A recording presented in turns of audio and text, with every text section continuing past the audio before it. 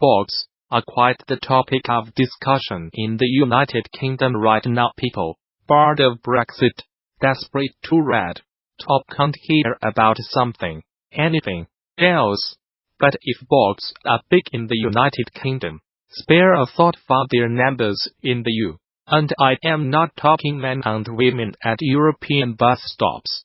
I am talking about EU governments. All EU leaders, without exception, go on their winter holidays, delighted to turn their back for 10 days at least on the countless Brexit summits, phone calls and meetings.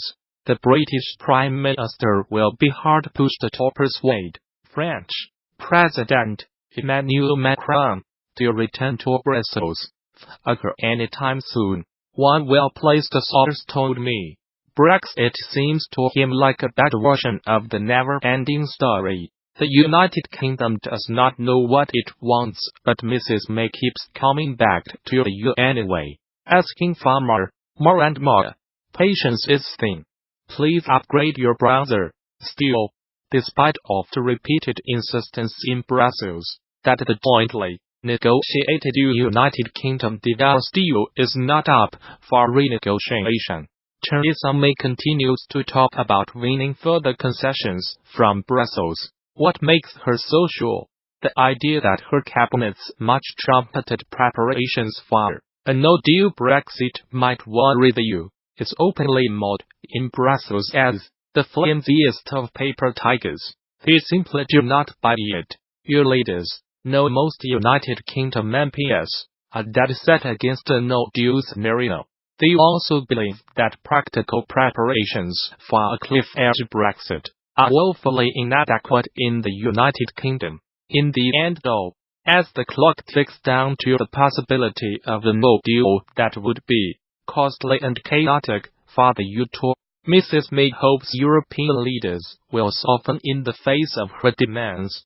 There have been many predictions over Brexit, but the bet in Brussels still stands. Westminster will blink first. Not that the EU is preparing to rebuff Mrs. May completely.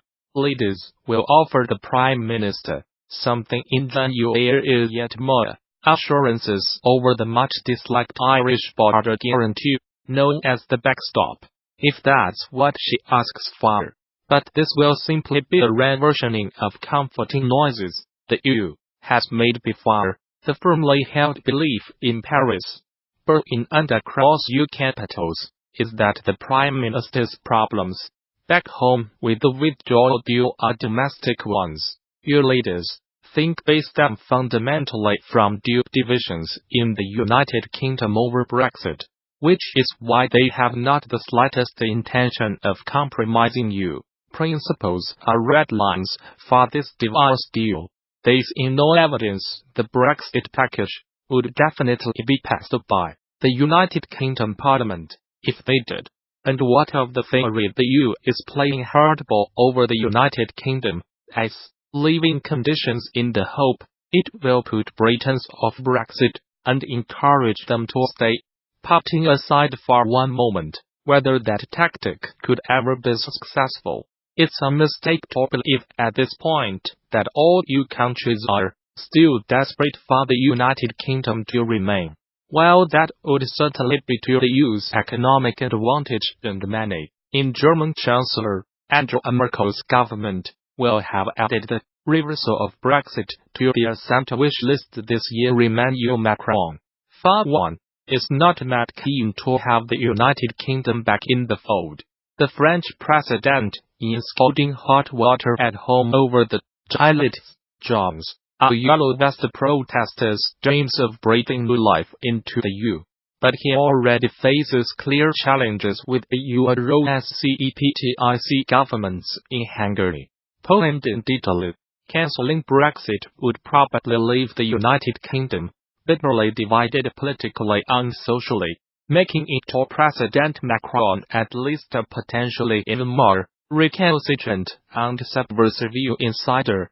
Any future United Kingdom Prime Minister could be tempted to start the leaving process all over again. Headache. Mr. Macron would very much prefer to live without which is why should the United Kingdom decide to hold a second referendum in 2019, Paris will be reluctant to extend the negotiating period allowed under EU law to give the United Kingdom the time to do so, and remember, extending this formal process, called Article 50 in Eurosceptic, needs the unanimous approval of all EU countries. Spain too might hesitate. Madrid can see advantages in Brexit, especially when it comes to Gibraltar. So if, against the will of Theresa May, the majority of MPs and all EU leaders, a no-deal Brexit looks likely, as no divorce agreement can finally be reached, what are the chances of a no-deal deal with Brussels? This is the tantalizing prospect dangled by some Brexiteers. The argument goes that the EU will always act out of self-interest, so it will ensure that money, goods, planes, cars and trains keep moving smoothly between the United Kingdom and the rest of the EU even in the absence of a Brexit divorce agreement. This, say some in the United Kingdom, is the ideal scenario, a Brexit mini-deal with the EU, involving no Irish border backstop, and no 39B and leaving below, as outlined in the withdrawal agreement. The first problem with this particular vision is that while it's true, the EU will act in its own interest, that will not automatically benefit the United Kingdom. Special, mini-arrangements will be put in place by Brussels in the case of a no-divorce deal Brexit, but they will be limited to a matter of months and, according to the EU, will come to an end without negotiation with the United Kingdom. The logic behind such temporary measures would be to protect EU citizens and businesses from the most disruptive consequences of the United Kingdom crashing out of the European Union. Equally important to consider the transition period after Brexit, where the United Kingdom legally leaves, but remains a member in practical terms, is entirely contingent on the United Kingdom accepting the withdrawal deal. It's hugely unlikely that Brussels would allow the United Kingdom to pay for a transition period in the case of a no-deal Brexit, as some MPs have suggested. EU leaders go into 2019 bewildered by the maelstrom of contradiction and confusion in United Kingdom politics, and beyond frustrated by the Brexit process. But they also remain ultimately confident that, if and when the United Kingdom does leave, their men and women in Brussels will retain the upper hand in the negotiations that follow on future EU-United Kingdom trade and security relations. Once the United Kingdom has left the EU, it will no longer be regarded as a former member, but rather as an outsider and potential rival. The EU is used to dictating terms and imposing regulations on wannabe trade partners, thanks to its economic muscle and the size of its internal market. Brussels likes to stride on the world trade stage. It has no intention of allowing Brexit to ruin the show. The United States military says it has killed 62 fighters from the Islamist group al-Shabab in 6 airstrikes in Somalia. 4 airstrikes on Saturday killed 32 militants, and a further 2 on Sunday killed 28.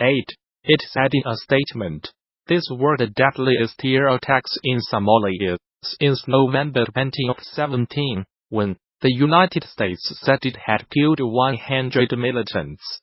Somalia has seen a sharp increase in the number of airstrikes and casualties since President Donald Trump took office in the United States in January 2017. A tally by the Bureau of Investigative Journalism reveals that at least 400 people have been killed in airstrikes since the beginning of 2017, far more than the previous 10 years combined. The latest strikes bring to at least 40 the number carried out in Somalia so far this year. compared with 35 recorded in 2017. The United States has a huge military base in neighboring Djibouti, from where it launches attacks on the militants. Mr. Trump gave the United States military greater authority in March 2017 to attack militants in Somalia. Traditionally, United States presidents have been wary of intervening in Somalia, since it and special forces soldiers died fighting militias in the capital Mogadishu in 1993, a battle dramatized in the film Black Hawk Down. No civilians were killed in the latest airstrikes, which were carried out in coordination with the Somali government, the United States military said. Alongside our Somali and international partners, we are committed to preventing al-Shabab from taking advantage of safe havens from which they can build capacity and attack the people of Somalia.